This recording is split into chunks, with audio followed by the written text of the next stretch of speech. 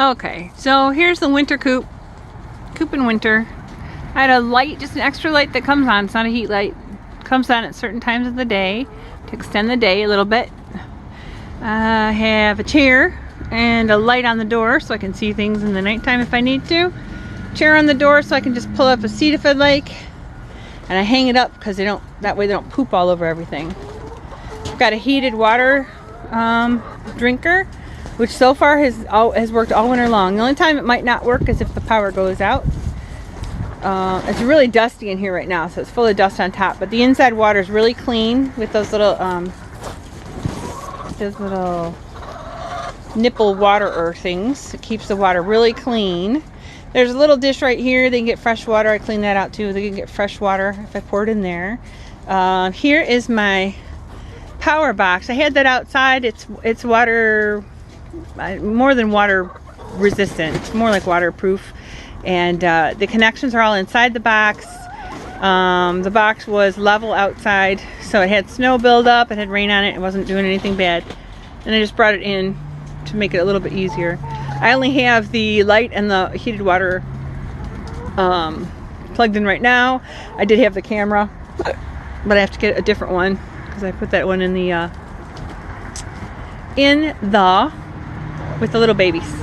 And then here's this brown bag is where they have their scratch grits. I would pull out a handful of that and throw it on the ground so they would keep occupied while I'm doing things in the coop and not attack me like freaking dinosaurs. Also, when they would come in from outside, I would throw the scratch down here. They all go running in here. I count them, make sure there's 9, and then I close the outside door. I've got hanging baskets. It's got like what I have in here, I don't know, miscellaneous stuff.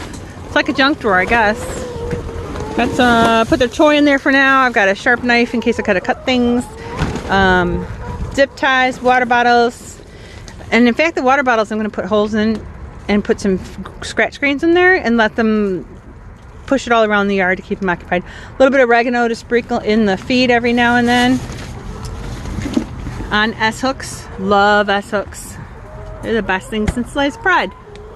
And then another one. This was my makeshift waterer because I wanted to keep the water fresh.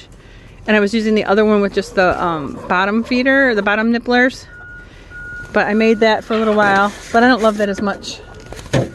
And then in here I've got, and these are just hanging, so they're lightweight. I can put them anywhere. I can take them where I want to.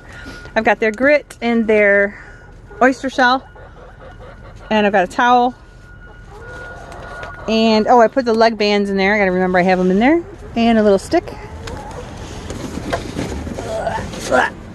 And then more perches, the same perches as before. I had to tie them down a little bit, make sure they were modified a little bit so they would stay nice with a perch down low so they can be there if they like. When they jump off, they don't hurt their bottoms.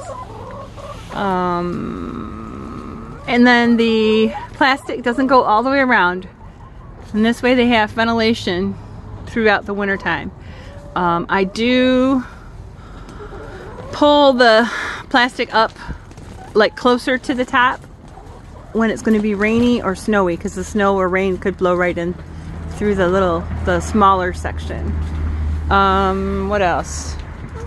That's the corner where they always try to escape. Here's a ladder they can go up to if they like. They can jump from their perch to there, and they do that a lot too. Hanging feeder, again up on S-hooks. And the swing, move that around sometimes, and that's on S-hooks. Over there are the little trays for the oyster shell and the grit, and that's on demand. If they think they need it, then they will come over and eat it. The grit is so they can digest like regular foods and grains and stuff, and then the oyster shell is to improve their shells. That's the original water I had. The top is dirty, again it's dusty in here. But the bottom, the inside is fine, and the nipplers on the bottom, they really like that. I put that on this side because this tends to be the wetter side over here, because that's where the rain and snow might get in. And I got a bucket upside down they could climb on. And of course the food bin, which they can climb on. When it gets really windy, or if they get scared, they either will go in the coop or they'll go underneath the coop here. Got a little ladder. Got a thermometer to tell what temperature is and what the humidity level is. And they've been digging because the ground is thawing out. So there's big old holes. Whoops. Sorry guys. There's big old holes where they've been digging that I gotta be careful of when I'm walking around. I gotta pay attention to where I'm walking apparently. And then I use the wire rake. A lot of times I'll pull the mulch from the sides and put it all up in a big pile for them so they can scratch through it, see if they can find anything. And then by the end of the day, they put all the pine chips back where they found them, no matter where I put them. And I changed out the inside. Instead of pine chips, I put down builder's sand. It's like grade 2 sand, step 2. And every day I come in and I rake it. At least for right now, I'm raking it into a pile that'll clean up because it's close to the door. But I don't want the nesting boxes to get all dirty from the poop. They only nest in that far right one there and in that far left one. So I try to make a poop clean path for them to get in and out of the nesting boxes. Let's see, what else? There's hay on top.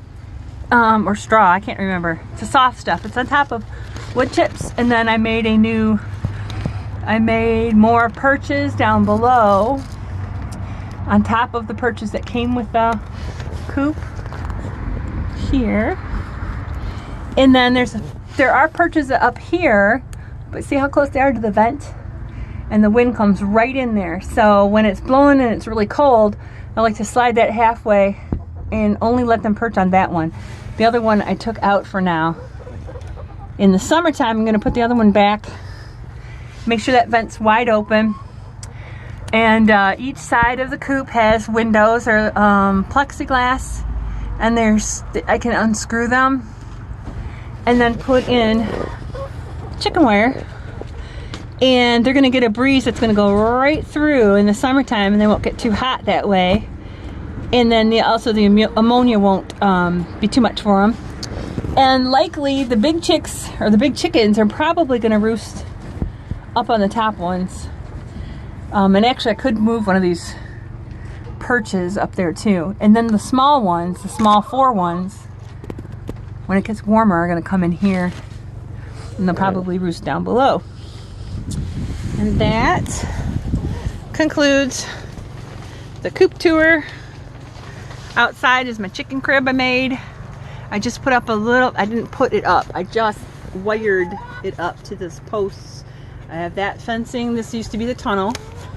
And that fencing over here and there. 1 to block the wind and 2 to get a little bit of shade. Throw some shade on them. And then to get out, they go underneath here. And I open, oops.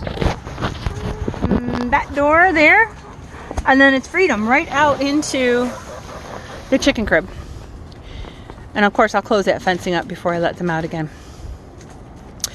But when I made the chicken crib I realized that I blocked the access door from the outside to clean the poop on that side, so I'm just gonna have to keep it open until at least this fencing, until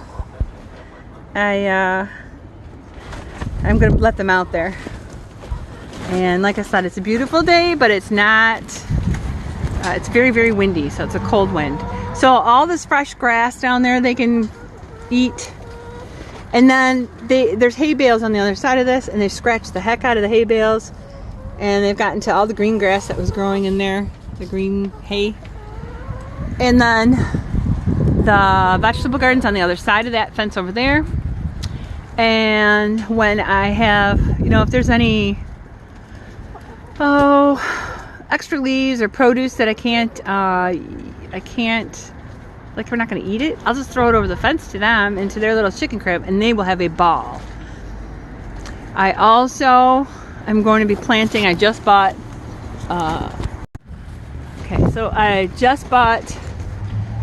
An apple tree, pear tree, peach tree. I don't know if the peach tree will grow. And cherry. I think there was one other. It might be plum. And I'm going to put those sort of nearby the crib.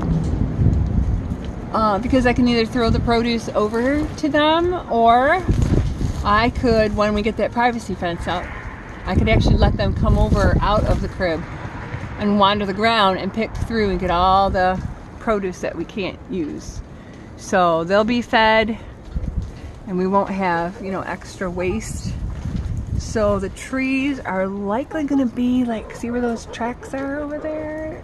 Probably over there. Because some of them need full sun and some need partial sun. So anyway, that's the plan, but we'll see. And that concludes the crib tour. You are dusty. Say goodbye. Say goodbye, Sasha. Say goodbye, honeys. Bye-bye.